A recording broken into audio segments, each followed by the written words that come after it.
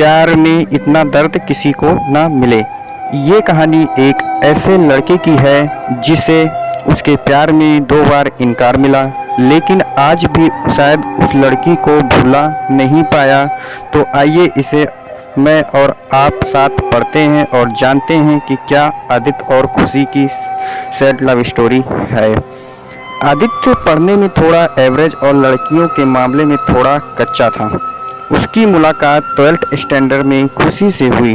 खुशी पढ़ने में अच्छी और अपने फ्यूचर के बारे में बहुत सोचने वाली लड़की थी। धीरे धीरे 11th खत्म होते होते हुए अच्छे दोस्त बन गए थे और 12th में आदित्य ने खुशी से अपने प्यार का इजहार कर दिया, लेकिन खुशी ने इनकार करते हुए उस बड़े प्यार से उसे समझा कि इससे हम दोनों की ज़िंदगी खराब हो जाएगी, क्योंकि हम ना ही क्लास में पढ़ाई कर पाएंगे और ना ही घर पर। आदित्य को खुशी की बात थोड़ी बुरी लगी, लेकिन फिर उसने समझ आ गया कि खुशी सही कह रही है और उससे हमें अपने फ्यूचर और पढ़ाई पर फोकस करना शुरू कर दिया। और अब आदित्य किसी भी लड़की से बात नहीं करता था, यहाँ तक कि खुशी से भी नहीं, क्योंकि उसे लगता था कि वो जब भी खुशी से बात करता है तब उसे अच्छा नहीं लगता था, क्योंकि कुछ दिन पहले तक खुशी उसकी क्रश थी और आज वो उसे रिजेक्ट कर चुकी थी। और आदित्य इन सब बातों को नज़रअंदाज करते हुए अपने इंटरमीडिएट की परीक्षा में मेहनत करके पूरे क्लास में फर्स्ट। बाद में आदित्य दिल्ली के एक कॉलेज से बीटेक करने लगा और वहाँ भी वो किसी लड़की से बात नहीं करता था, क्योंकि खुशी ने उससे जो भी बातें कही थी कहीं न कहीं उसके दिल में बैठ गई थी।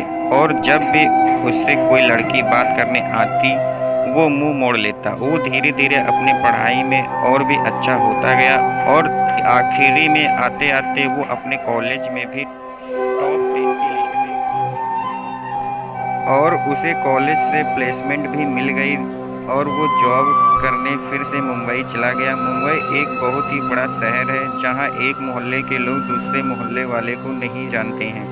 वहीं जब आदित्य ऑफिस गया तो उसे वहाँ खुशी दिखी, लेकिन अब खुशी के लिए उसके दिल में कोई जगह नहीं थी और इसीलिए वो हर बार खुशी से छिपता रहता। इसीलिए नहीं क्योंकि वो उससे नाराज़ था, बल्कि इसलिए क्योंकि वो फिर से खुशी की ज़िंदगी में नहीं आना चाहता था। इसीलिए वो कहते हैं ना कि भगवान की मर्जी के आगे किसी की नहीं चलती। एक दिन ऑफिस के कैंटीन में खुशी ने आदित्य को देख लिया और उसके पास जाकर उससे बातें करने लगी। आदित्य के पास भी खुशी से बात करने के अलावा और कोई विकल्प नहीं। दोनों के दिल में पिछले 4 सालों से जो भी दर्द था उन्होंने एक दूसरे को बताया और खूब सारी बातें की। खुशी ने उससे बिछड़ने के बाद अपने सफ़र में बताया और आदित्य से उसके बारे में पूछा, जिसके बाद आदित्य को कहीं ना कहीं लगने लगा था कि खुशी गलत नहीं थी और आदित्य को फिर से खुशी से प्यार हो जाता है। कुछ दिन बीतता है और दोनों की दोस्ती और भी गहरी हो जाती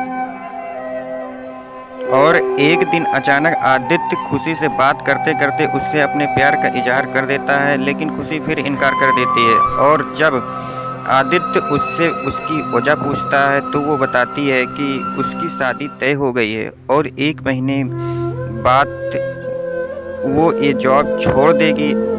और ये बात आदित्य को पता चली तो वो एक बार फिर टूट गया, जिसके बाद वो अपने आप को संभाल नहीं पाया और एक चिट्ठी खुशी के लिए छोड़कर चला गया। और खुशी उस खत को पढ़ती है जिसमें लिखा था, मेरी प्यारी खुशी, मैं तुमसे बहुत प्यार करता हूँ, लेकिन तुम शायद मेरी ज़िंदगी में नहीं हो, इसीलिए मैंने तुम्हें 2 बार खोया है। कोई भी इंसान इतना बदनसीब कैसे हो सकता है कि अपने प्यार को 2 बार खोए। मैं नहीं जानता कि मैं तुमसे दूर रह के जी पाऊँगा कि नहीं, लेकिन अगर तुम्हें किसी और से शादी करते देख लूँगा तो पक्का जी नहीं पाऊँगा। इसीलिए मैं तुम्हें और इस शहर दोनों को छोड़ के जा रहा हूँ। शायद तुम मुझे भूल जाओ, लेकिन दूसरी बार मिलने के बाद मैं तुम्हें कभी नहीं भूल पाऊंगा। मैं भगवान से प्रार्थना करूंगा कि वो तुम्हें और तुम्हारे होने वाले पति को हमेशा खुश रखे। तुम्हारा प्यार आदित्य। खत पढ़ने के बाद खुशी रोने लगी और आदित्य को बहुत ढूंढा पर वो कहीं भी नहीं मिला। और बाद में खुशी ने अपने परिवार की खुशी के लिए अभिषेक से शादी कर ली। लेकिन खुशी को आज भी ये बात हमेशा सताती रहती है कि आदित्य कहाँ होगा, किस हाल में होगा। यहाँ तक तो उससे ये भी नहीं पता कि आदित्य जिंदा भी है या नहीं। एक तरफ खुशी के अंदर ही अंदर घुटती रहती, लेकिन दूसरी तरफ वो एक परफेक्ट बहू, परफेक्ट पत्नी और परफेक्ट माँ भी है, जिससे उसके परिवार वाले हमेशा प्यार करते हैं और हमेशा प्यार करते हैं। हमें ये तो नहीं पता कि खुशी ने 12th स्टैंडर्ड में या जॉब टाइम पर आदित्य को ठुकरा के गलत किया या सही, लेकिन आदित्य ने ये साबित कर दिया कि वो खुशी से सच्चा प्यार करता था। और इस बात का एहसास शायद अब खुशी को भी हो चुका था, और इसीलिए शायद आज तक खुशी अपने आप को माफ नहीं कर पाई। वो कहते हैं ना कि मिल जाती अगर सभी को अपनी मोहब्बत में मंजिल, तो यकीनन रातों के अंधेरों में कोई दर्द भरी शायरी नहीं लिखता। तो दोस्तों, इसी के साथ मैं आप सबसे विदा लेता हूँ।